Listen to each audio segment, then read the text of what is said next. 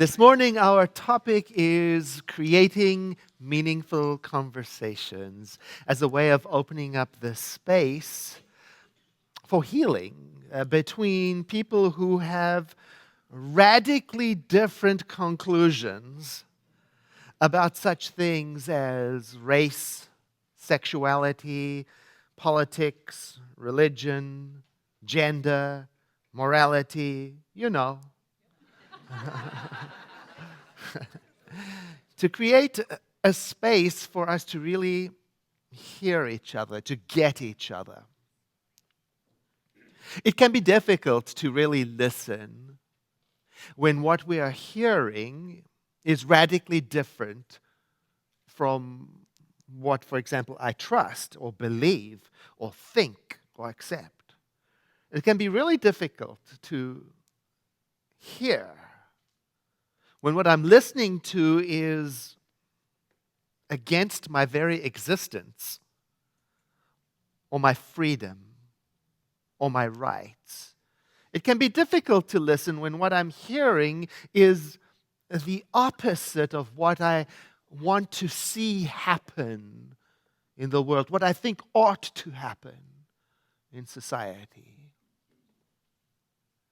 I'm currently reading a book, and the title of the book is What's Wrong with Homosexuality? It's by John Corvino, who is a gay man married to his husband. And he goes around the country debating the question of same-sex marriage. And he often finds himself debating the same man whose name is Glenn Stanton, who comes from an organization called Focus on the Family. This organization provides biblical guidance to Christian families around issues such as homosexuality, same-sex marriage, transgender issues, and so on. In the book, John writes, one of the things I like about debating Glenn is that despite some of the expected and obvious friction, we usually strive to understand each other. So we don't typically go for gotcha moments, the victorious aha when one person decisively slams the other person. This omission disappoints some audience members. I totally get that, because in this culture of outrage, conversations are characterized by ridicule, attack, criticism of character. Look, I'm not saying that you or me or anyone should or shouldn't be outraged or should or shouldn't be angry about whatever it is we are or aren't angry and outraged about. I'm asking a different question today. The question I'm asking today is, how does studying the teaching of the Center for Spiritual Living, how does studying the science of mind and its radical philosophy of the interconnectedness of all life and oneness, how does that produce outrage,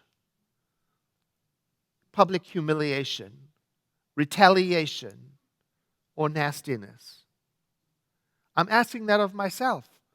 How does a lifetime of studying the science of mind and spirit, how does that influence the way I have meaningful conversations? The author of the book I just mentioned, he does quite a bit of traveling and debating this opponent, Glenn, and in so doing, they've come to know each other and even developed a kind of fondness for each other. He writes, Glenn and I have frequently traveled together to debate same-sex marriage. If you saw us having lunch between events, you would think we were friends. And to a point we are. It's a fuzzy point, somewhat in flux, but it exists, and it goes deeper even than you might expect. Glenn was the first person to call to congratulate me when it was announced that I had received tenure at the university where I teach. We occasionally send each other jokes by email. We often poke fun at each other and ourselves in front of each other. We enjoy each other's company, sometimes even more than we enjoy the company of our allies. And yet, each of us believes that the other promotes views that are deeply damaging to society. Now, what I love about this is that it challenges me. It challenges me to ask myself, can I be present with someone who has a conclusion that is radically different to mine? Can I be with someone who has a point of view that I think is wrong? Can I be with someone who has an opinion that wants to erase me, who wants to erase my opinion, my life? Because I can imagine sitting in a debate like one of these and getting quite angry and dismissive. I can see that. I also know that when I get angry and dismissive, I don't make good choices. I don't say the best things in the best possible way. I know that. The board of trustees and the staff members at the center, we were discussing together, how do we show up on social media? Facebook and Twitter and email and all that, especially since there's an election year coming up. How do we show up, Because as individuals, we are protected by freedom of speech, So I can't tell a trustee or a staff member or a practitioner or you, I can't tell you what you can and can't say on social media. That would be illegal.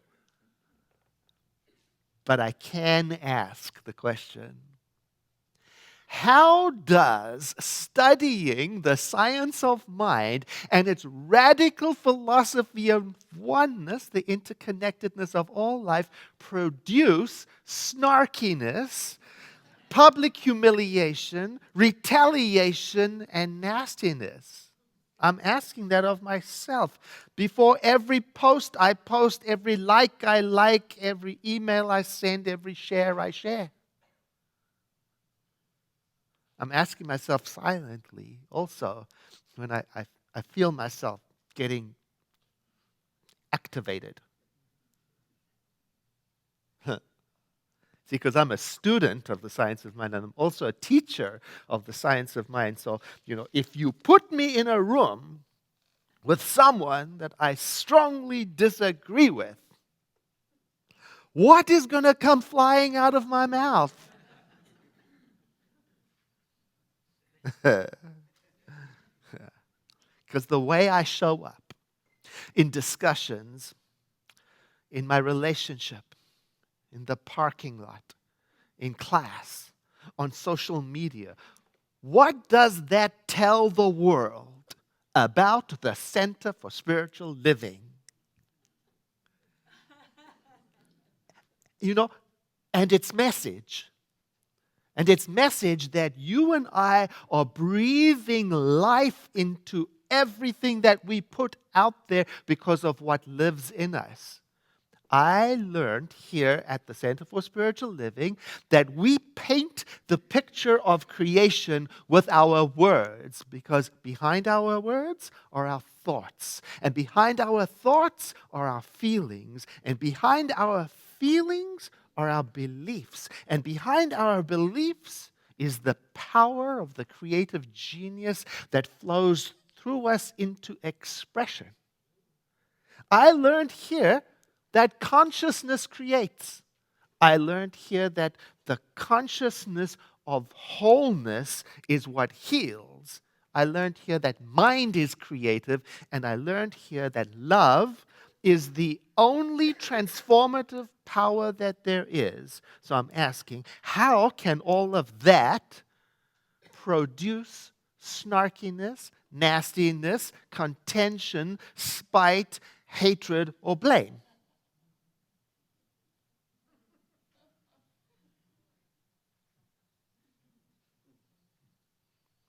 Still, we've got to talk about the important topics. The question is not to avoid important topics. The question is, how does my spirituality cause me to show up for the important topics? Does my spirituality help or harm the conversation? So when the board and the staff and I were discussing this idea of showing up on social media, on one hand, we acknowledge that we are individuals with a freedom of speech protection. And on the other hand, at the same time, when we show up in the world,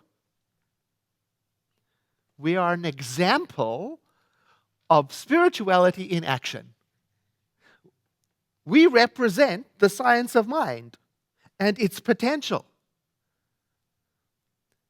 We are a demonstration of the teaching of the Center for Spiritual Living. We are announcing, look, if you study the science of mind, it will produce this.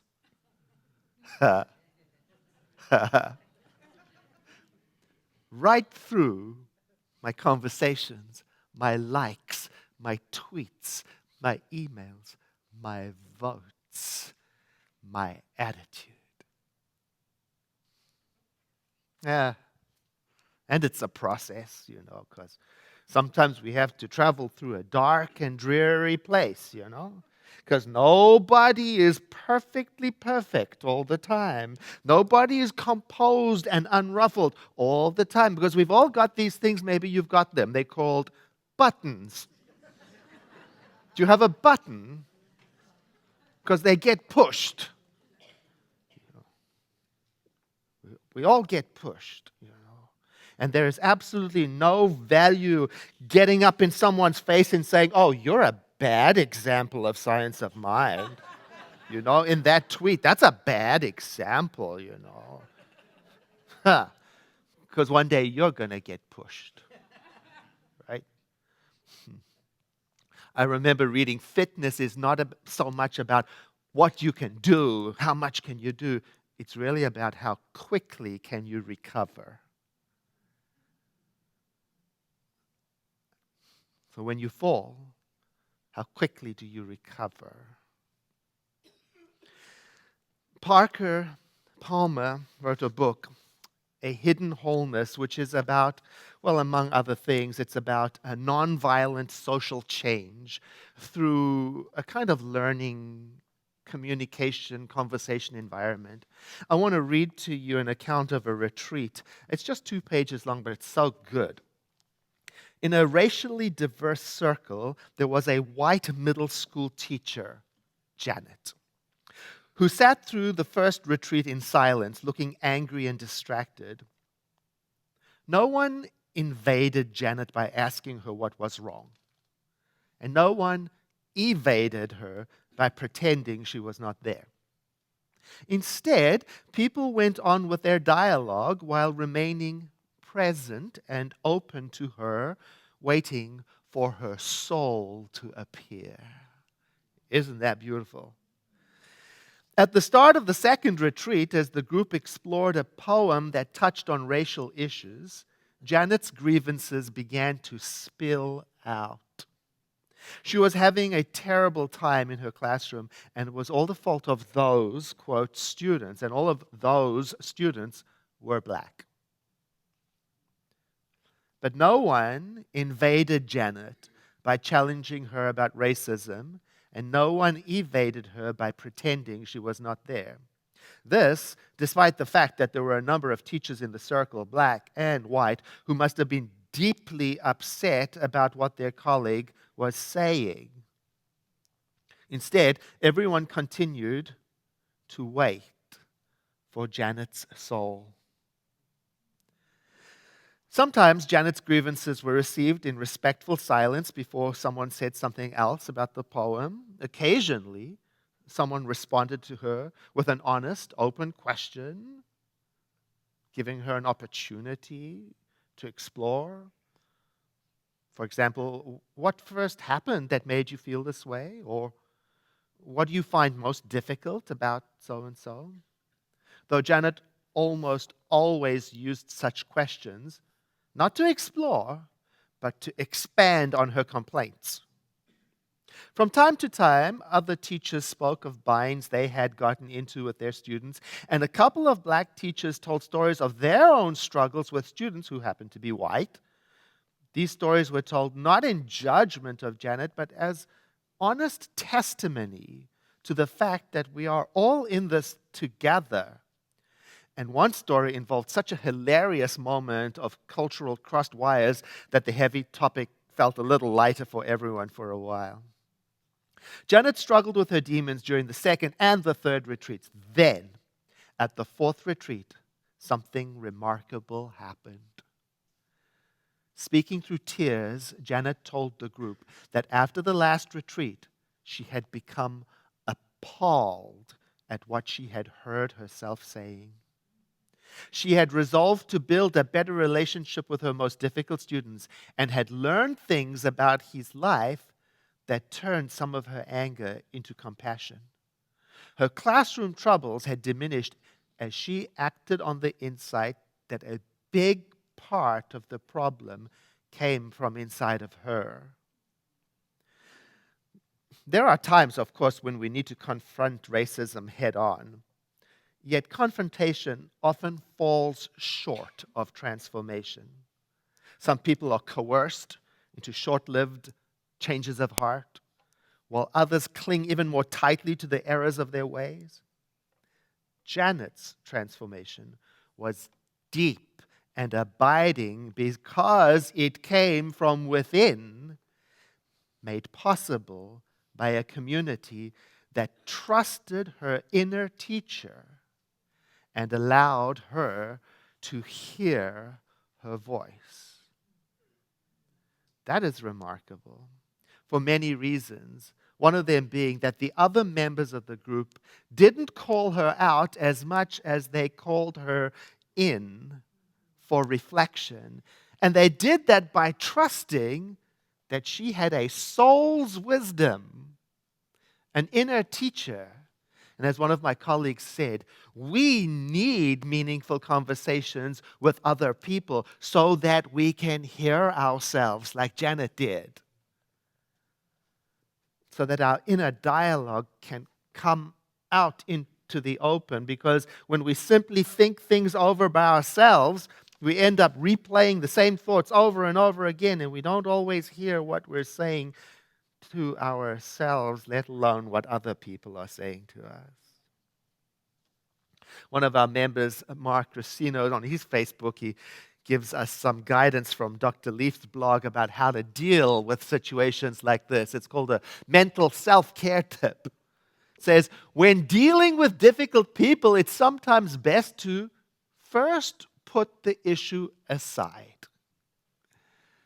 Learn to listen and work on building up trust. Now, this does not mean you ignore the issue. Rather, you go into a conversation or an interaction wanting to engage with that person on topics that interest them, building up trust, which is the foundation for true change. Doing this will actually help facilitate deep and meaningful conversations in the future and can make the person more receptive to what you have to say. And I love the parentheses. You don't want what you are saying to feel like a sudden intervention. Have you ever been on the other side, the receiving side of an agenda? Have you ever been the one? Oh, so we get some advice here. What do we do when we're talking to someone who does not want to be persuaded to our point of view? Or who is not interested in changing their point of view? You know, like us. Have you ever changed your mind? So the thing we're hearing to do is first build relationship, like Glenn and John did, like the people in the group and Janet did. And we can do that while talking about interests without trying to change the opinion first. We can ask, what sparks joy in your life? We can find out about their family. We can ask about their origin or what interests them, because these things pave the way to the more difficult topics, opinions. Comments like, tell me more. Can you talk a little bit more about?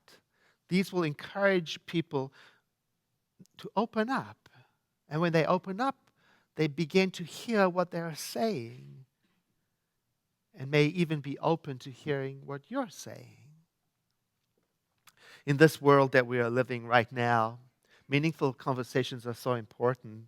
We live with the movements of like Me Too, Black Lives Matter, LGBTQ rights, and so many others that have brought the vulnerable in society to the forefront.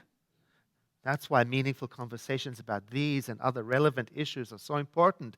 And they require that we step out of the black and white either or kind of thinking and towards a different kind of thinking, a both and thinking, or a thinking that is curious thinking. Perhaps you know the name Amaryllis Fox.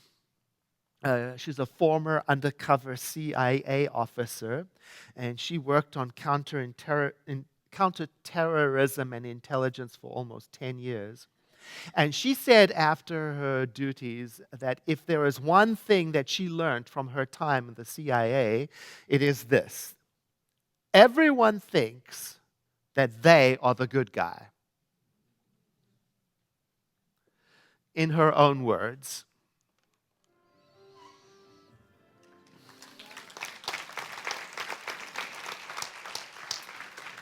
wouldn't it be wonderful, nice, if there was a resource that could guide us, instruct us to have these kind of conversations with people of dissimilar point of view?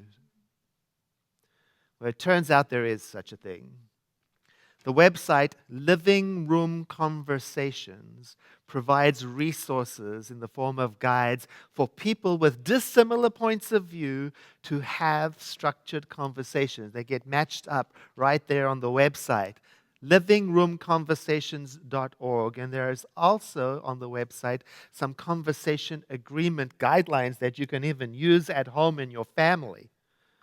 The first of the agreements is that one right up there. Be curious and open to learning, because a conversation is as much about listening as it is about talking your point of view. Indeed, curiosity means developing the taste for other points of view and maintaining an attitude of exploration. The second agreement is to show respect and suspend judgment, which is practically impossible if you're human. We might accept, yeah, I judge. I'm going to still try to put it aside for the conversation, because when I do that and I genuinely attempt that, it does open me up to learning from others, and it can also help other people feel respected.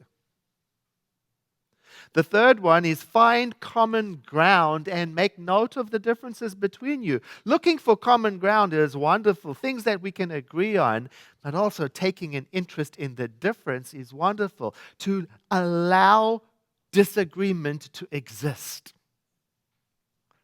The next one is to be authentic and welcome that authenticity from others. Share what's important to you and speak authentically from your personal experience. And importantly, be considerate when you detect that other people are doing the same. Then be purposeful and to the point. In other words, take notice. Am I conveying what is relevant to the topic, or am I going off in 50 different directions? And also notice, am I taking up all of the time? Then own and guide the conversation. And what that means to me is take responsibility for the quality of my participation by silently asking myself as I'm speaking, how does a lifetime of studying the science of mind and its radical teaching of the interconnectedness of all life and the supremacy of love guide me to show up in this conversation? So I guess today the call to action for me is in the form of a question.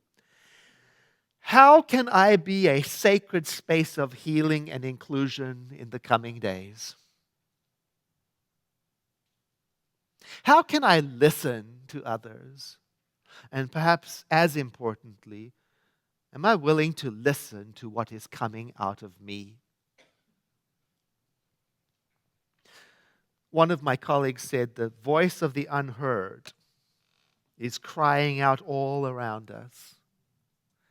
Often in the people we are unfriending, blocking, ignoring, and distancing ourselves from because we don't like the sound of it. One of the more challenging teachings I learned at the Center for Spiritual Living is this, that everything in life is either love expressing or a cry for love to be expressed. And often the most strident cries for love are the ones that seem least lovable. I invite you to take a deep breath in and to exhale, letting your eyes close, as we each one of us turn our attention in our own way and according to our own belief to the Creator, the divine. That which is eternal, permanent, immortal, everywhere present. The living Spirit Almighty. Today I'm thinking of the words in the New Testament that say we are living, breathing, moving, having our being within that divinity, so that I may realize the sacredness of all that is, the mystery and complexity of all that is, and call that sacred too. And through this prayer, I am planting a seed in my own consciousness, a seed of openness and willingness to learn, to expand, to understand, to connect. I'm planting a seed in my own consciousness that allows me to safely consider that which I think and believe can change. I'm remembering the words of the Bible. Say, ask and it shall be given. And through this prayer, I am doing that, opening myself to receive the instruction from my soul teacher so that I may move through this world as an agent of love. In deepest gratitude for this, I say, Amen.